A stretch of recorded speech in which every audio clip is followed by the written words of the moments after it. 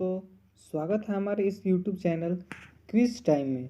तो दोस्तों, आज के हम इस वीडियो में जानेंगे बिहार के बारे में, जो कि मैं 15 क्वेश्चन ले करके आया हूँ, जो आने वाले सभी एग्जामों में काफ़ी महत्वपूर्ण होगा। दोस्तों, चलिए हम अपने प्रश्न की ओर बढ़ते हैं। तो हमारा पहला नंबर प्रश्न दिया है, बिहार दिवस कब मनाई जाती है। तो दोस्तों, बिहार दिवस 22 मार्च को मनाया जाता है। हमारा ऑप्शन नंबर सी हमारा राइट आंसर हो जाएगा। ठीक है दोस्तों, चलिए दूसरे प्रश्न की ओर बढ़ते हैं। तो हमारा दूसरा नंबर प्रश्न दिया हुआ है, दोस्तों बिहार की राजधानी कहाँ है। तो दोस्तों, बिहार की राजधानी पटना है। ऑप्शन नंबर ए हमारा राइट आंसर हो जाएगा। ठीक है दोस्तों, चलिए अगला हमारा प्रश्न दिया हुआ है, बिहार का उच्च न्यायालय कहाँ है। तो दोस्तों, हमारा बिहार का उच्च न्यायालय है वो है पटना में। ऑप्शन नंबर ए हमारा राइट आंसर हो जाएगा। ठीक है दोस्तों, चलिए अगले प्रश्न की ओर बढ़ते हैं। तो हमारा अगला नंबर 4 नंबर प्रश्न दिया है, बिहार का राजकीय भाषा क्या है। तो दोस्तों, बिहार का राजकीय भाषा है वो है हिंदी और उर्दू। ऑप्शन नंबर ए हमारा राइट आंसर हो जाएगा। ठीक है, चलिए 5 नंबर प्रश्न की ओर बढ़ते हैं।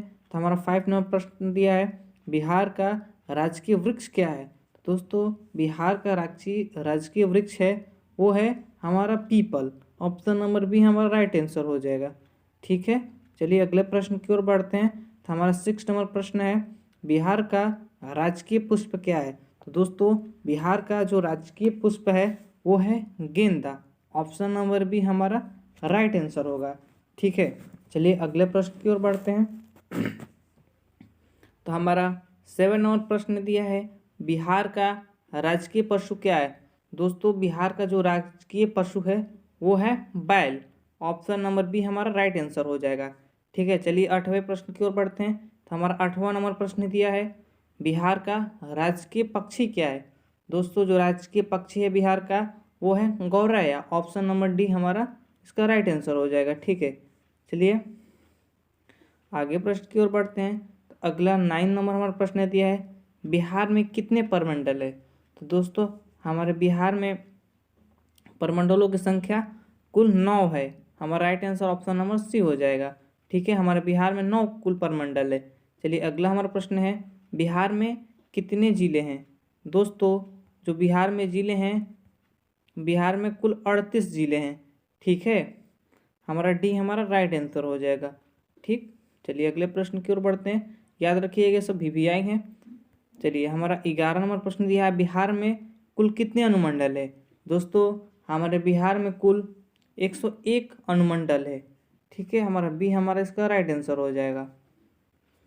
चलिए हम अगले प्रश्न की ओर बढ़ते हैं। तो हमारा 12 नंबर प्रश्न दिया है, बिहार में विश्वविद्यालयों की संख्या कितनी है। तो दोस्तों, बिहार में विश्वविद्यालयों की संख्या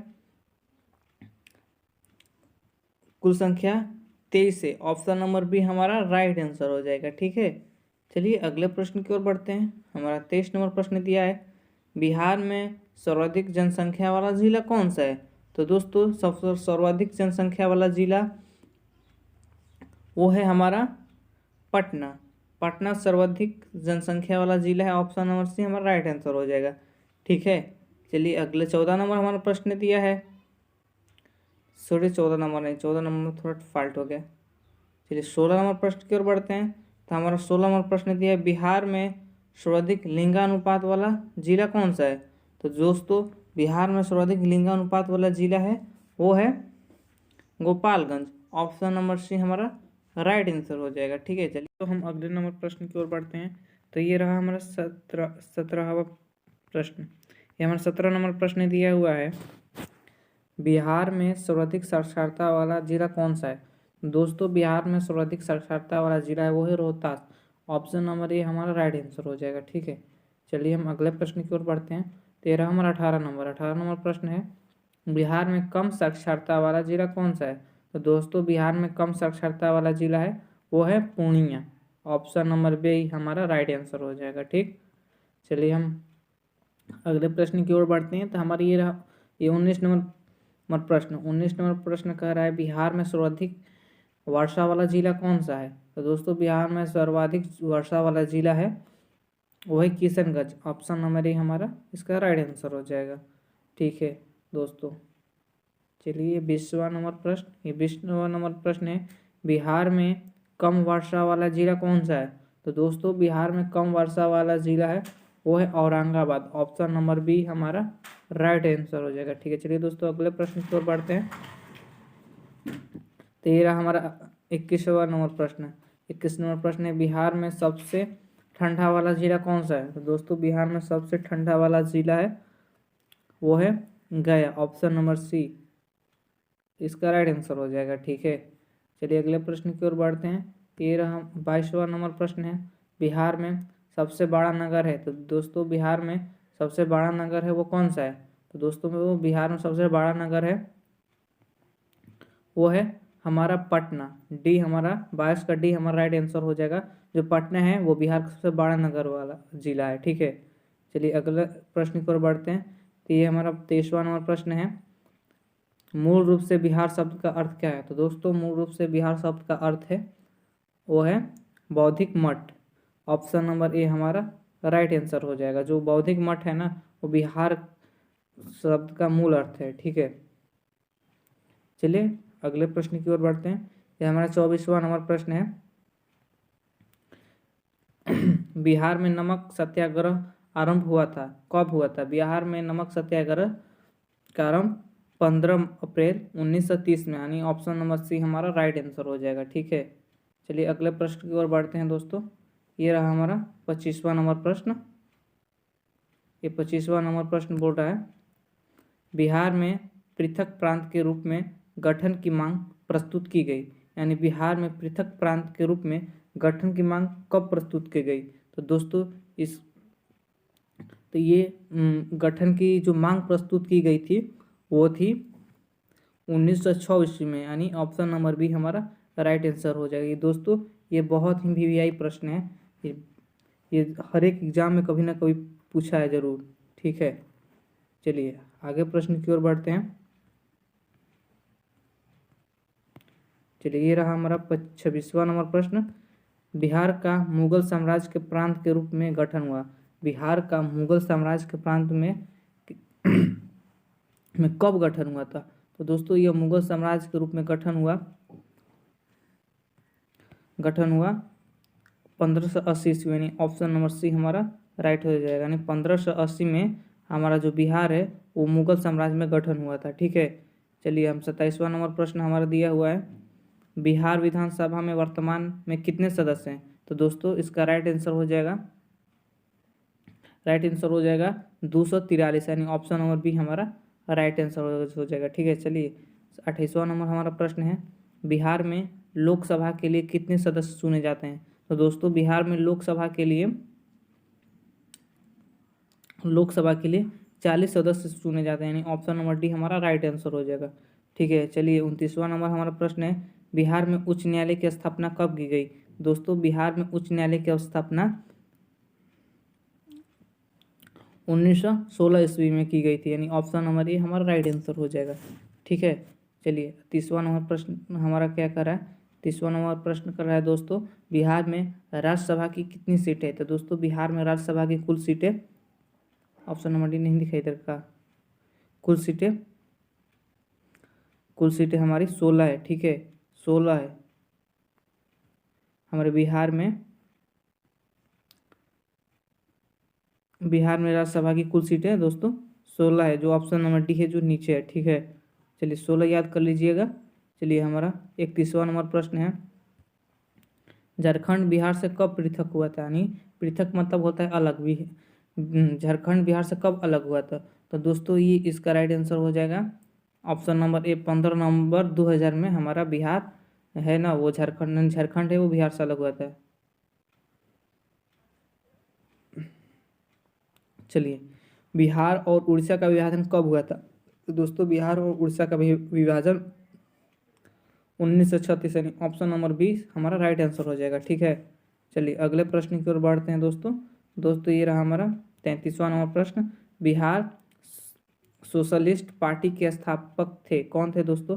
बिहार सोशल पार्टी के संस्थापक थे वो थे हमारे Jayaprakash Narayan, option number A हमारा राइट आंसर हो जाएगा। ठीक, चलिए हमारा 34वां नंबर प्रश्न है, बिहार में प्रमुख समाचार पत्र बिहारी के संपादक कौन थे? तो दोस्तों बिहार में समाचार पत्र बिहारी के संपादक थे, वो थे बाबू महेश्वर प्रसाद, यानी ऑप्शन नंबर सी हमारा राइट आंसर हो जाएगा। ठीक है, चलिए अगले प्रश्न की ओर बढ़ते हैं दोस्तों। तो ये रहा हमारा 35वां नंबर प्रश्न। बिहार में किस स्थान पर भारतीय राष्ट्रीय कांग्रेस का 1922 का अधिवेश हुआ? यानी बिहार में किस स्थान पर राष्ट्रीय कांग्रेस का 2022 में अधिवेश हुआ था, किस स्थान पर? तो दोस्तों हमारा 35 का जो राइट आंसर है ना, वो हो जाएगा गया, यानी ऑप्शन नंबर सी में हमारा भारतीय राष्ट्रीय कांग्रेस का 1922 में अधिवेश हुआ। ठीक है, चलिए हमारा 26वां नंबर हमारा प्रश्न है। बिहार में किसान सभा की स्थापना किसके द्वारा की गई थी? तो दोस्तों बिहार में किसान सभा की स्थापना सहजानंद सरस्वती के द्वारा की गई थी, यानी ऑप्शन नंबर ए हमारा राइट आंसर हो जाएगा। ठीक है, चलिए अगले प्रश्न की ओर बढ़ते हैं। हमारा 37वां नंबर प्रश्न है। बिहार प्रांतीय किसान सभा का गठन सन कब में, मतलब किस ईस्वी में बिहार प्रांतीय किसान सभा का गठन हुआ था? तो दोस्तों इसका गठन मार्च 1929 में, यानी ऑप्शन नंबर सी हमारा राइट आंसर हो जाएगा। ठीक है, चलिए हमारा 38वां नंबर प्रश्न है। बिहार बंगाल से कब अलग हुआ? पृथक यानी होता है दोस्तों, हम बता देते हैं। पृथक यानी होता है अलग, पृथक यानी होता है अलग, यानी बिहार बंगाल से कब अलग हुआ? तो दोस्तों बिहार बंगाल से 1912 में अलग हुआ, यानी बी हमारा राइट आंसर हो जाएगा, यानी बिहार बंगाल से 1912 में अलग हो गया था। ठीक है, चलिए 39वां नंबर हमारा प्रश्न है। 1857 की क्रांति के बिहार के नेता कौन थे? यानी 1857 की क्रांति के समय बिहार के नेता कौन थे? दोस्तों उस समय बिहार के जो नेता थे वो थे कुंवर सिंह, यानी वीर Kunwar Singh, option number B हमारा राइट आंसर हो जाएगा। ठीक है, चलिए आगे अगले प्रश्न की ओर पढ़ते हैं। तो ये रहा हमारा 40वां नंबर प्रश्न। तो 40वां नंबर हमारा प्रश्न बोल रहा है, बिहार का प्रांतीय राजधानी बनाया था। दोस्तों बिहार का जो प्रांतीय राजधानी किसने बनाया था? तो वो शेरशाह ने बनाया था, यानी ऑप्शन नंबर ये हमारे राइट आंसर हो जाएगा। ठीक है, प्रांतीय राजधानी बोले कभी तो शेरशाह होगा। ठीक है, चलिए अगले प्रश्न की ओर बढ़ते हैं। फिर हमारा 41वां नंबर प्रश्न। बिहार में सर्वाधिक लोकप्रिय सुल्तान कौन थे? दोस्तों बिहार में सर्वाधिक लोकप्रिय जो सुल्तान थे वो थे हमारे शेरशाह सूरी, यानी ऑप्शन नंबर ए इनका राइट आंसर हो जाएगा। दोस्तों अगर शेरशाह सूरी के मकबरा देखना है तो आप सासाराम चले जाइए, आपको वहाँ दिखेगा। ठीक है, चलिए दोस्तों 42वां नंबर प्रश्न की ओर बढ़ते हैं। दोस्तों ये रहा 42वां नंबर प्रश्न। नालंदा विश्वविद्यालय का वैभव किसके हाथों द्वारा नष्ट हुआ था? नहीं, नालंदा विश्वविद्यालय किसके द्वारा नष्ट हुआ? तो दोस्तों इसका हमारा किसके द्वारा नष्ट हुआ था दोस्तों? तो वो थे विख्याता खिलजी, विख्यात यार खिलजी ने हमारे नालंदा विश्वविद्यालय को ना नष्ट कर दिया था, इसी ने। चलिए हमारा 43 नंबर प्रश्न है। चलिए दोस्तों यह हमारा 43वां नंबर प्रश्न है। बोल रहा है क्या, किस काल में बिहार की राजधानी शक्ति, शैक्षणिक, संस्कृति और गरिमा खंडित है? तो दोस्तों बिहार में किस काल में बिहार की राजधानी शक्ति, शिक्षण और संस्कृति, गरिमा खंडित हुई? तो दोस्तों ये हमारा मध्यकाल में हमारा जो संस्कृति, राजनीतिक और गरिमा थी वो लागू हुई। ठीक है, मध्यकाल में, ऑप्शन नंबर सी हमारा राइट आंसर हो जाएगा। ठीक है, चलिए 44वां नंबर हमारा प्रश्न क्या बोल रहा है। 44वां नंबर हमारा प्रश्न बोल रहा है, किस मुगल शासक ने सर्वप्रथम बिहार को अपने साम्राज्य से मिलाया था? किस मुगल शासक ने सर्वप्रथम बिहार को अपने साम्राज्य में मिलाया था? तो वो मुगल शासन था, वो था अकबर। अकबर ने अपने साम्राज्य में मुगल शासन को सर्वप्रथम बिहार से मतलब मुगल ने ही, अकबर ने ही सर्वप्रथम बिहार को अपने साम्राज्य में मिलाया था। ठीक है, 44 का हमारा right answer option number C हो जाएगा। चलिए हम 45वां नंबर प्रश्न पाए गए हैं। फिर हमारा 45वां नंबर प्रश्न, पाटलिपुत्र के संस्थापक थे। दोस्तों तो पाटलिपुत्र के जो संस्थापक थे वो थे उदयन, यानी ऑप्शन नंबर ए हमारा राइट आंसर हो जाएगा। ठीक है, चलिए 26वां नंबर प्रश्न की ओर बढ़ रहे हैं दोस्तों। तो ये हमारा 26वां नंबर प्रश्न, पाटलिपुत्र में स्थित चंद्रगुप्त का महल मुख्यतः बना था। जो चंद्रगुप्त का महल था वो किससे बना था? तो दोस्तों जो चंद्रगुप्त का महल था वो था लकड़ी का बना था। यानी ऑप्शन नंबर सी हमारा राइट आंसर हो जाएगा।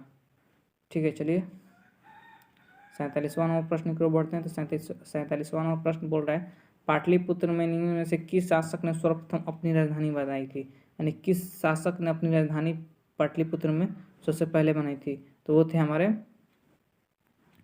चंद्रगुप्त मौर्य। यानी ऑप्शन नंबर ए हमारा राइट आंसर हो जाएगा। ठीक है, चलिए 48वां नंबर प्रश्न की ओर बढ़ते हैं। दोस्तों ये 48वां नंबर प्रश्न, बिहार में 1857 की क्रांति ने नेता वीर कुंवर सिंह का देहांत कब हुआ था? यानी वीर कुंवर सिंह का देहांत कब हुआ था दोस्तों? तो वीर कुंवर सिंह का जो देहांत है वो था 9 मई 1858। ऑप्शन नंबर सी हमारा राइट आंसर हो जाएगा। ठीक है, चलिए 39वां नंबर प्रश्न बोल रहा है बिरसा मुंडा का कार्य क्षेत्र कौन सा था? दोस्तों बिरसा मुंडा का जो कार्य क्षेत्र था वो कौन सा था? दोस्तों रांची, जो रांची। ठीक है, हमारा डी हमारा राइट आंसर हो जाएगा। चलिए दोस्तों लास्टवा प्रश्न की ओर बढ़े हैं। लास्टवा हमारा प्रश्न है स्वामी सहजानंद का संबंध था। दोस्तों स्वामी सहजानंद का संबंध किससे था? दोस्तों सहजानंद का संबंध बिहार के किसान आंदोलन के साथ था। ठीक है, चलिए दोस्तों और इसके और अभी और हम इसके बिहार के बारे में और प्रश्न लेके आएंगे जो अगले पार्ट में लेके आएंगे। ठीक है दोस्तों, अगर वीडियो अच्छी लगी तो आप वीडियो को लाइक शेयर सब्सक्राइब जरूर करिएगा। ठीक है, थैंक यू।